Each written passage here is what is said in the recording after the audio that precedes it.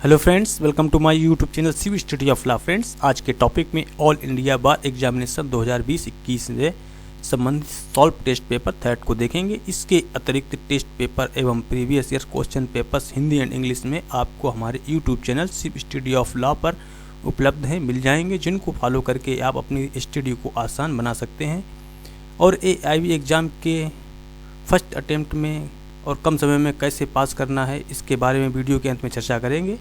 AIB exam के अतिरिक्त यदि आप APO या जुडिशरी या लॉ से संबंधित किसी भी एग्ज़ाम की तैयारी कर रहे हैं तो आपको हमारे यूट्यूब चैनल सीवी स्टडी ऑफ लॉ पर इम्पॉर्टेंट वीडियोज की प्लेलिस्ट मिल जाएंगी, जिनको फॉलो करके आप कम समय में और बेहतर ढंग से अपने आप को तैयार कर सकते हैं। तो फ्रेंड्स, देखते हैं टेस्ट पेपर थर्ड को। Model paper third all India bar examination. Question number first है, अभी हाल ही में प्रतिलिपि अधिकार अधिनियम 1957 को किस वर्ष में संशोधित किया गया है? तो 2012 में किया गया है, आंसर ए है। नेक्स्ट क्वेश्चन है सेकंड, भारत में पेटेंट अधिकार संरक्षित किए जाते हैं पेटेंट अधिनियम 1970 के द्वारा, आंसर बी है। नेक्स्ट क्वेश्चन थर्ड है, भारत में भूमि अधिग्रहण वर्तमान में किस अधिनियम के अंतर्गत शासित है? तो भूमि अर्जन, पुनर्वास और पुनर्व्यवस्थापन में उचित प्रतिकार और पारदर्शिता अधिकार अधिनियम 2013 के अंतर्गत, आंसर सी है। नेक्स्ट क्वेश्चन 4 है, भूमि अर्जन पुनर्वास अधिनियम 2013 की धारा 4 के अंतर्गत सामाजिक समाधान निर्धारण अध्ययन को उसके प्रारंभ की अवधि में से कितनी अवधि में पूर्ण किया जाना चाहिए?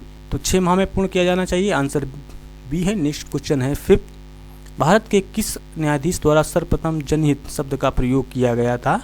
तो जनहित शब्द का प्रयोग सर्वप्रथम PN भगवती के द्वारा किया गया था एवं न्यायमूर्ति कृष्णा अय्यर के द्वारा किया गया था। तो प्रश्नानुसार आंसर ए एवं बी, आंसर डी है।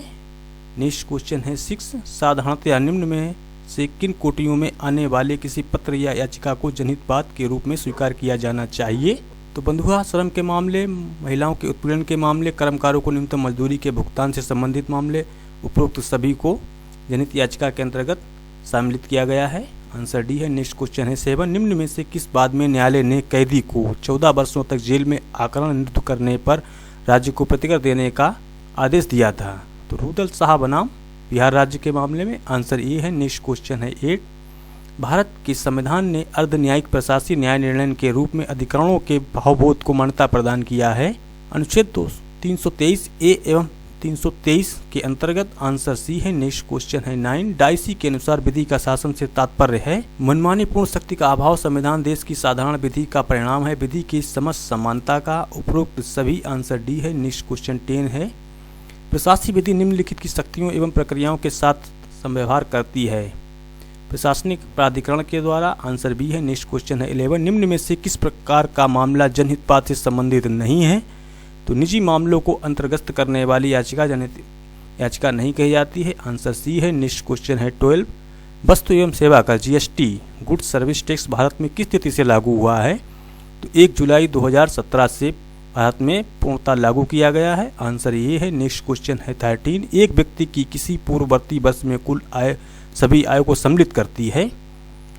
भारत में प्राप्त की जाती है या प्राप्त की गई मानी जाती है? बी है, उसको भारत में उत्पन्न होना और संचित होना मानी जाती है। तो प्रश्न के अनुसार आंसर ए एवं बी दोनों सही है, आंसर सी है। नेक्स्ट क्वेश्चन है 14, शब्द व्यक्ति सम्मिलित करता है?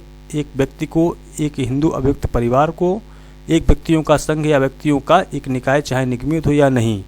तो व्यक्ति के अंतर्गत सभी हैं, उपरोक्त सभी आ जाएगा, आंसर डी है। नेक्स्ट क्वेश्चन है 15, कृषि आय को चिन्हित करें? इनमें से कौन सी कृषि आय है? घास, पेड़ों, बांस, फल की सतत वृद्धि से आय, कृषि प्रयोजनात्मक भवन से आय, ईंट बनवाने के लिए मिट्टी के विक्रय से आय और मत्स्य पालन से आय? तो आंसर बी है। नेक्स्ट क्वेश्चन है 16, स्थायी लोक अदालतों की स्थापना से संबंधित प्रावधान विधिक सेवा प्राधिकरण अधिनियम 1987 की किस धारा में दिया गया है? तो धारा 22 बी में दिया गया है, आंसर ए है। नेक्स्ट क्वेश्चन है 17, प्रत्येक विधि परिषद के द्वारा गठित होगी कम से कम 5 सदस्य किंतु अधिकतम 9 सदस्य होंगे? नेक्स्ट क्वेश्चन है 18, एक अधिवक्ता को अवश्य होना चाहिए ईमानदार, विश्वसनीय, परिश्रमी, उपरोक्त सभी प्रकार का होना चाहिए, आंसर डी है। नेक्स्ट क्वेश्चन है 19, धारा 44 एक विधिक परिषद की अनुशासिक समिति की शक्ति प्रदत्त करती है, पुनरीक्षण की शक्ति प्रदत्त करती है, आंसर सी है। नेक्स्ट क्वेश्चन है 20, निगमित सामाजिक उत्तरदायित्व के उद्देश्यों हेतु किसी विदेशी कंपनी की कुल पूंजी की गणना कैसे की जाती है? ये कंपनी अधिनियम 2013 की धारा 198 और 231 के प्रावधानों के अनुसार की जाएगी। आंसर सी है। नेक्स्ट क्वेश्चन है 21। कंपनी अधिनियम 2013 किस दिनांक से प्रवर्तन में आया है? तो 1 अप्रैल 2014 से। आंसर ये है। नेक्स्ट क्वेश्चन है 22। हरित अदालतें कहाँ स्थित हैं? कोलकाता में, इलाहाबाद में, चेन्नई में, उपरोक्त सभी जगह पर उपस्थित हैं। तो आंसर डी है। नेक्स्ट क्वेश्चन है 23। शब्द पर्यावरण शामिल करता है वायु, जल, भोजन, उपरोक्त सभी को। आंसर डी है। नेक्स्ट क्वेश्चन है 24। बोनस भुगतान अधिनियम 1965 कहता है कि वेतन एवं पारिश्रमिक से एक कर्मचारी को उसके नियोजन की निबंधनों एवं शर्तों के अनुसरण में निम्नलिखित के अलावा संदेह समस्त पारिश्रमिक तात्पर्यित हैं। बोनस, कोई यात्रा रियायत, कमीशन, उपरोक्त सभी। आंसर डी है। Next question 25। कर्मचारी राज्य बीमा अधिनियम 1948 के अनुसार सम्यक सरकारें निम्न के संदर्भ में केंद्रीय सरकार तात्पर्यित है। केंद्रीय सरकार के नियंत्रणाधीन उपक्रम, एक रेलवे या बंदर का प्रशासन, एक खान या तेल क्षेत्र, उपरोक्त सभी। आंसर डी है। Next question 26। एक मजदूर संघ के राष्ट्रीयकरण से संबंधित प्रावधान व्यवसाय संघ अधिनियम 1926 की किस धारा के अधीन दिया गया है? धारा 8, धारा 7, धारा 8 के अंतर्गत दिया गया है। आंसर ए है। नेक्स्ट क्वेश्चन है 27। एक स्थापन के संबंध में एक अभिधारक वह व्यक्ति है जो स्थापन के कार्यों पर अंतिम नियंत्रण रखता है। आंसर बी है। नेक्स्ट क्वेश्चन 28 है। एक ऐसी प्रणाली जिसके द्वारा कंप्यूटर्स, टेलीफोन एवं अन्य संचार उपकरण अंतर संबंधित होने पर आंकड़ों एवं अनुप्रयोगों, एप्लीकेशंस और संवाद का आदान प्रदान करते हैं, वे कहा जाता है नेटवर्क कहा जाता है। आंसर बी है। Next question 29। जब इंटरनेट या किसी अन्य इलेक्ट्रॉनिक माध्यम के प्रयोग से किसी व्यक्तियों के समूह या किसी संस्था की जासूसी की जाती है या परेशान किया जाता है तो उसे कहा जाता है साइबर जासूसी कहा जाता है। आंसर बी है। नेक्स्ट क्वेश्चन है 30। संयुक्त राष्ट्र अंतर्राष्ट्रीय व्यापार विधि आयोग ने अंतर्राष्ट्रीय वाणिज्यिक मध्यस्थता आदर्श विधि को कब अंगीकृत किया है? तो 1985 में। आंसर बी है। नेक्स्ट क्वेश्चन है 31। मध्यस्थों की नियुक्ति के लिए किस प्रक्रिया को पालन किया जाएगा? किसी प्रक्रिया पर सहमत होने के लिए पक्षकार स्वतंत्र हैं, इस प्रक्रिया का पालन किया जाएगा। आंसर डी है। नेक्स्ट क्वेश्चन है 32। मध्यस्थता अधिनिर्णय पास किया जा सकता है न्यायालयों के द्वारा। आंसर ये है। नेक्स्ट क्वेश्चन है 33। विधिक प्रतिनिधि एक व्यक्ति है जो विधि में एक मृतक व्यक्ति की संपदा का विवेचन करता है। बी है जो मृतक की संपदा के साथ हस्तक्षेप करता है। सी है जिस पर पक्षकार की मृत्यु के बाद मृतक की संपदा न्यायगत होती है। तो उपरोक्त में से प्रत्येक विधिक प्रतिनिधि के अंतर्गत आते हैं। तो आंसर डी है। नेक्स्ट क्वेश्चन है 34। विधिक प्रतिनिधि में सम्मिलित हैं अभिकर्ता द्वारा किए गए अपकृत्य के प्रति मालिक का दायित्व, नौकर के अपकृत्य के प्रति मालिक का दायित्व, भागीदारों को एक दूसरे के अपकृत्य के प्रति दायित्व, उपरोक्त सभी। आंसर डी है। Next question 35। मोटर वाहन अधिनियम 1988 के अनुसार किस आयु के कम से व्यक्ति को लोक स्थान पर मोटर वाहन नहीं चला सकते हैं? 18 वर्ष से कम आयु के व्यक्ति लोक स्थान पर मोटर वाहन नहीं चला सकते हैं। आंसर सी है। नेक्स्ट क्वेश्चन है 36। जिला फोरम के आदेश से व्यतीत व्यक्ति कहाँ एवं कितने दिन के भीतर उक्त आदेश के विरुद्ध अपील कर सकता है? तो आंसर है 30 दिन के अंतर्गत। नेक्स्ट क्वेश्चन है 37। राष्ट्रीय उपभोक्ता विवाद निवारण आयोग का गठन किस वर्ष किया गया है? तो 1988 में किया गया। Answer B. Next question 38। अपकृत्य एक सिविल दोष है। आंसर ए है। Next question 39। मुता विवाह प्रचलित है, सिया संप्रदाय में प्रचलित है। आंसर ए है। Next question 40। तलाक दिया जा सकता है मौखिक रूप से, लिखित रूप से? आंसर सी है। ए एवं बी दोनों रूप से, मौखिक और लिखित रूप से, या इनमें से कोई। आंसर इसमें डी हो जाएगा। ए या बी एक तरीके से दिया जाएगा, या मौखिक या लिखित में।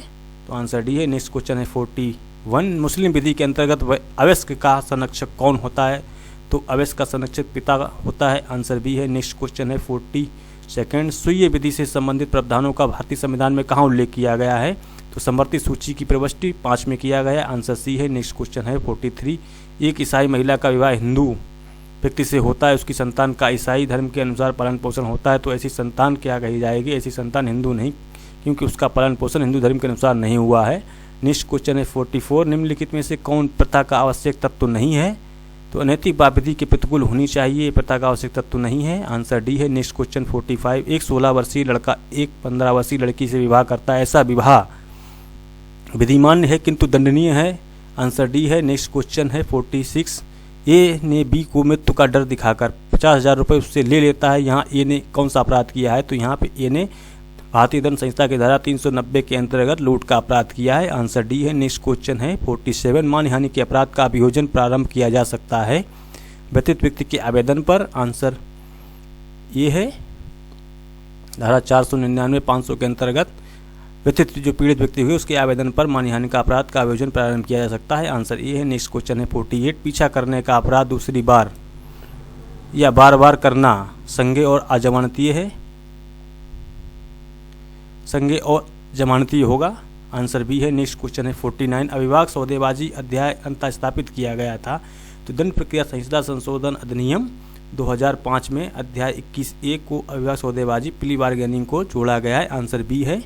नेक्स्ट क्वेश्चन है 50, दंड विधि संशोधन अधिनियम 2013 को पास करने वाली समिति के अध्यक्ष कौन थे?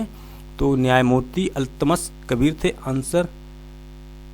न्यायमूर्ति JS वर्मा थे। आंसर सी है। नेक्स्ट क्वेश्चन है 51, साक्ष्य अधिनियम की निम्नलिखित धाराओं में से कौन सी धारा स्वीकृति को परिभाषित करती है? तो धारा 17 स्वीकृति की परिभाषा देती है। नेक्स्ट क्वेश्चन है 52, साक्ष्य अधिनियम की निम्नलिखित में से कौन सी धारा कहती है कि प्रलोभन, धमकी अथवा वचन, प्रॉमिस के द्वारा कार्य संस्वीकृति सुसंगत नहीं है? साक्ष्य अधिनियम की धारा 25, पुलिस से की गई संस्वीकृति को साबित नहीं किया जाएगा। 26, पुलिस अधिकारी की अभिरक्षा में रहते हुए की गई संस्वीकृति को साबित नहीं किया जाएगा। 27, अभियुक्त से प्राप्त जानकारी में से कितनी साबित की जा सकेगी? जबकि यहाँ पे धमकी प्रलोभन के बारे में दिया गया है जो कि धारा 28 में है, तो उपरोक्त में से कोई भी उत्तर नहीं है। तो आंसर डी है। नेक्स्ट क्वेश्चन है 53, निम्न में से कौन सा निर्णय निजी प्रतिरक्षा के अधिकार से संबंधित है?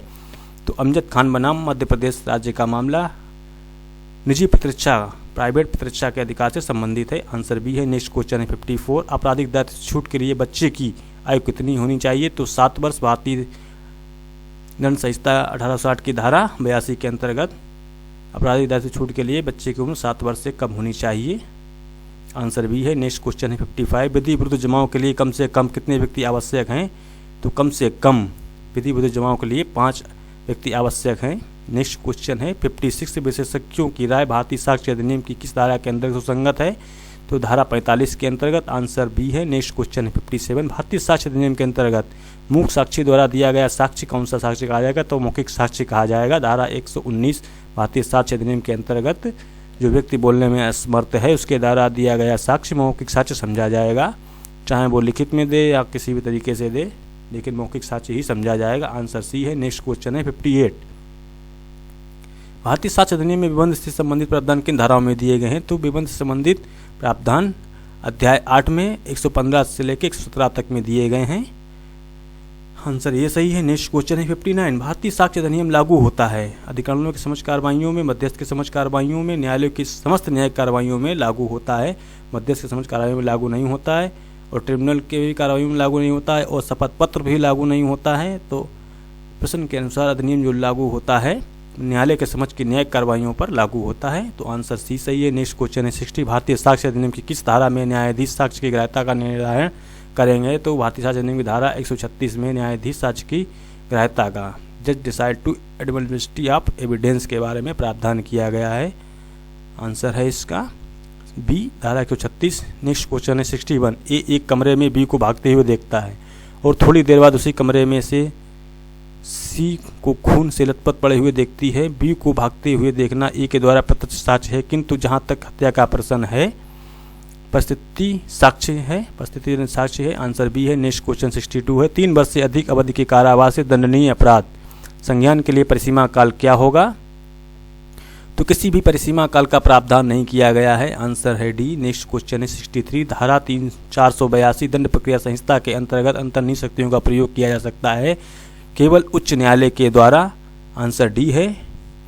दंड प्रक्रिया संहिता 1973 की धारा 482 inherent power of the high court के बारे में प्रावधान किया गया है। तो आंसर डी है। नेक्स्ट क्वेश्चन है 64, दीना बनाम भारत संघ का वाद संबंधित है? तो फांसी के द्वारा मृत्युदंड से संबंधित है। आंसर बी है। नेक्स्ट क्वेश्चन 65, निम्नलिखित में से कौन सा दंड प्रक्रिया संहिता 1970 की धारा 125 के अंतर्गत भरण पोषण प्राप्त करने के अधिकारी नहीं होगी? सहोदर भाई धारा 125 के अंतर्गत भरण पोषण का अधिकारी नहीं होता है। अधर्म संतान, अवैध संतान होती है, पिता भी होता है, तलाकशुदा पत्नी भी होती है। तो आंसर बी है। नेक्स्ट क्वेश्चन 66 है, निम्नलिखित में से कौन सा अपराध समनीय नहीं है? तो भारतीय दंड संहिता की धारा 307 के अंतर्गत हत्या का प्रयास समनीय नहीं है। बाकी 448, 334, 323 के अंतर्गत दंड प्रक्रिया संहिता 1970 की धारा 320 के अंतर्गत अपराध समनीय की श्रेणी में आते हैं। तो आंसर डी है। नेक्स्ट क्वेश्चन है 67, जमानती अपराध में जमानत एक अधिकार के रूप में दी जाती है पुलिस अधिकारी द्वारा, न्यायालय और पुलिस अधिकारी दोनों के द्वारा। आंसर सी है।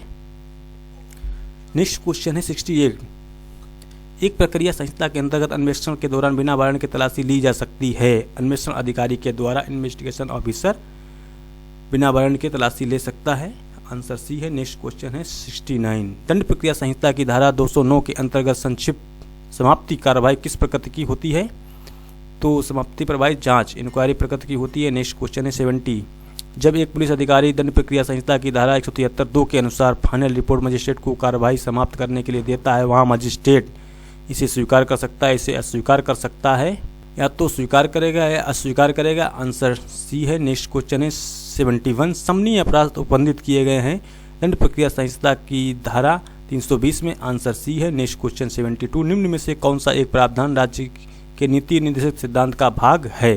तो गरीब की विधिक सहायता 39A में दिया गया है प्रावधान। अनुच्छेद 39A के अंतर्गत निःशुल्क विधिक सहायता का प्रावधान दिया गया है, तो आंसर सी है, जो कि राज्य के नीति से तत्व के अंतर्गत आता है। भारतीय संविधान का भाग 4 36 से 51 तक में directive principle of state policy के बारे में प्रावधान दिया गया है। उसी के अंतर्गत 39A आता है कि गरीबों को निःशुल्क विधिक सहायता प्रदान की जाएगी। तो ये राज्य का नीति निर्देशक तत्व है। आंसर सी है। नेक्स्ट क्वेश्चन है 73। प्राधिकार पूर्ण लेख जारी करने की शक्ति निम्न में से किस न्यायालय को है? तो उच्च न्यायालय और उच्चतम न्यायालय दोनों को है। आंसर डी है। Next question 74। विधि के शासन का सिद्धांत भारतीय संविधान में मुख्यतः किस अनुच्छेद में दिया गया है? तो अनुच्छेद 14 में दिया गया है। आंसर ए है। नेक्स्ट क्वेश्चन है 75। ओम्बुड्समैन की संस्था सर्वप्रथम कहाँ आरंभ हुई थी? तो 1809 में स्वीडन में सर्वप्रथम ओम्बुड्समैन क्यों स्थापना हुई थी? आंसर है बी। नेक्स्ट क्वेश्चन है 76। किस निर्णय की पृष्ठभूमि में संसद में संविधान 42वें संशोधन अधिनियम 2000 पारित किया गया है? तो श्री प्रीति श्रीवास्तव बनाम मध्य प्रदेश राज्य के मामले में। आंसर सी है। Next question 77। निम्न में से कौन अनुच्छेद 12 के अंतर्गत राज्य में सम्मिलित नहीं किया गया है? रेलवे बोर्ड और विद्युत बोर्ड को सम्मिलित किया गया। न्यायपालिका को अनुच्छेद 12 के अंतर्गत राज्य की श्रेणी में नहीं रखा गया है। आंसर बी है।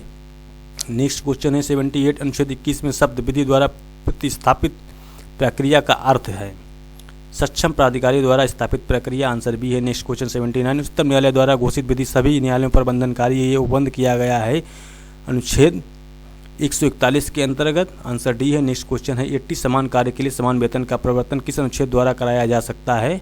तो अनुच्छेद 14 एवं 16 के अनुसार कराया जा सकता है। ये आंसर प्रश्नानुसार गलत है। समान कार्य के लिए समान वेतन का प्रवर्तन अनुच्छेद 39 के अंतर्गत दिया गया है। आंसर बी सही होगा। Next question 81। संसद को राज्य सूची के विषय पर विधान बनाने की शक्ति है, किंतु जबकि राष्ट्रीय हित में हो, संबंध राज्य क्षेत्र के हित में हो, लोक के हित में हो, अल्पसंख्यकों के हित में हो, तो संसद को राज्य की सूची के विषय बनाने पर शक्ति तब प्राप्त होती है जब वो राष्ट्रीय हित में हो। तो आंसर ए सही हो जाएगा। नेक्स्ट क्वेश्चन 82 है। निम्न में से कौन सा सत्य है? प्रस्ताव स्वीकृति प्रतिज्ञा सही है। प्रतिज्ञा प्लस प्रतिफल करार, करार प्लस प्रवर्तना संहिता उपयुक्त सभी सही हैं। आंसर डी है। नेक्स्ट क्वेश्चन 83 है। एक वसीयत को सिद्ध करने के लिए कम से कम एक अनुप्रमाण साक्ष्य द्वारा अनुप्रमाणित हो जब ये पंजीकृत हो। तो आंसर ये सही है। नेक्स्ट क्वेश्चन 84 है। नुकसानी के लिए बात का अधिकार अनुचित दावा नहीं है। आंसर बी है। नेक्स्ट क्वेश्चन है। पराक्रमी अधिनियम की किस धारा में चेक को परिभाषित किया गया है? तो धारा 6 में चेक को परिभाषित किया गया है। आंसर सी है। नेक्स्ट क्वेश्चन है 86। कौन सा कथन सत्य है? प्रत्येक वचन करार है, ये सही नहीं है। प्रत्येक करार संविदा, ये भी सही नहीं। प्रत्येक प्रस्ताव वचन नहीं है, ये भी गलत है। प्रत्येक स्वीकृति वचन है, ये सही है। आंसर डी है। नेक्स्ट क्वेश्चन है 87। विधि द्वारा परिवर्तनीय करार संविदा होते हैं, सत्य है। आंसर ए है। Next question 88। कार्लिल बनाम कार्बोलिक स्मोक बाल कंपनी के बाद में बालाजी करार की परिभाषा दी गई है, तो न्यायाधीश हॉकिंस के द्वारा दी गई थी। आंसर सी है। Next question 89। सुभाष कुमार मनमानी बनाम मध्य प्रदेश राज्य का वाद संबंधित है, संविदा की विफलता से संबंधित है। आंसर ये सही है। नेक्स्ट क्वेश्चन है 90। संविदा उस स्थान पर की गई मानी जाती है जहां वचनदाता रहता है, जहां वचन ग्रहीता रहता है, जहां स्वीकृति पत्र डाक में डाली जाती है, जहां स्वीकृति का पत्र प्राप्त किया जाता है, वहां पे संविदा पूर्ण मानी जाती है। आंसर डी है। नेक्स्ट क्वेश्चन है 91। सिविल प्रक्रिया संहिता के अंतर्गत कौन सा वाद दीवानी प्रकृति का वाद नहीं है?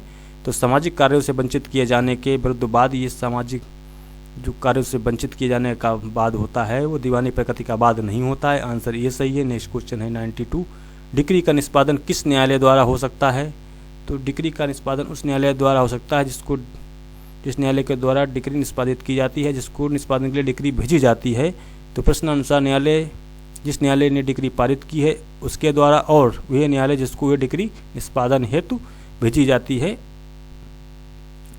उसके द्वारा डिक्री निष्पादित की जा सकती है। आंसर डी है। नेक्स्ट क्वेश्चन है 93। निम्नलिखित में से किस बात में ये अभिनिर्धारित किया गया है कि अंतर्निहित अधिकार न्यायालय को प्रदत्त नहीं किया गया है, ये सख्त न्यायालय में अंतर्निहित है? तो मनोहर लाल बनाम सेठ हीरालाल के मामले में आंसर ये सही है। नेक्स्ट क्वेश्चन है 94। निम्नलिखित में से किस रिट के मामले में प्राणन्याय का सिद्धांत लागू नहीं होता है? तो बंदी प्रत्यक्षण की रिट में प्राणन्याय का सिद्धांत लागू नहीं होता है। नेक्स्ट क्वेश्चन है 95। कैविएट दायर करने वाले दिनांक से कितने दिन तक प्रवर्तन नहीं रहेगी? तो कैविएट दायर करने वाले दिनांक के पश्चात 90 दिन तक प्रवर्तन नहीं रहेगी। इसमें 10 के स्थान पर 90 दिन होगा, जो कि सिविल प्रक्रिया संहिता 1908 की धारा 148 में प्रावधान किया गया है कि दायर करने के दिनांक से कैविएट 90 दिन के बाद प्रवर्तन नहीं रहेगी। तो आंसर इसमें ये जो है गलत दे रखा है 10 दिन। आंसर आपका होगा 90 दिन यहाँ पे। तो आंसर आप यहाँ 1 की जगह 9 बना लें, यहाँ पे ये आंसर सही हो जाएगा। नेक्स्ट क्वेश्चन 96 है। प्राणन्याय का सिद्धांत है अज्ञापक है, आंसर ये सही है। Next question 97। जहाँ किसी न्यायालय की डिक्री पारित करने के बाद क्षेत्रीय अधिकारिता अंतरित हो जाती है, वहाँ निष्पादन के लिए आवेदन किया जा सकेगा उस न्यायालय में जिसने डिक्री पारित की है, आंसर ये सही है। नेक्स्ट क्वेश्चन है 98। मुजरा और प्रतिदावा संबंधी उपबंध निम्नलिखित आदेशों में से किसमें अंतर्विष्ट हैं? तो आदेश 8 में है, आंसर सी है। मुजरा, प्रतिदावा और WS रिटर्न स्टेटमेंट के बारे में प्रावधान ऑर्डर 8 में किया गया है। तो आंसर आपका सी सही है। नेक्स्ट क्वेश्चन है 99। कोई बात खारिज किया जा सकता है अगर प्रतिवादी के नाम निकाले गए समन के तामील के बिना लौटा जाने के पश्चात उस तारीख से 1 माह के भीतर। आंसर सी सही हो जाएगा। नेक्स्ट क्वेश्चन है 100। डिक्री पर किसके द्वारा अमल दरामद कराया जा सकता है? या तो इसे पारित करने वाले न्यायालय के द्वारा या उस न्यायालय द्वारा जिसे ये भेजी गई है उसके द्वारा डिक्री को अमल दरामद कराया जा सकता है। अमल दरामद का मतलब है डिक्री का निष्पादन, एग्जीक्यूशन करवाना।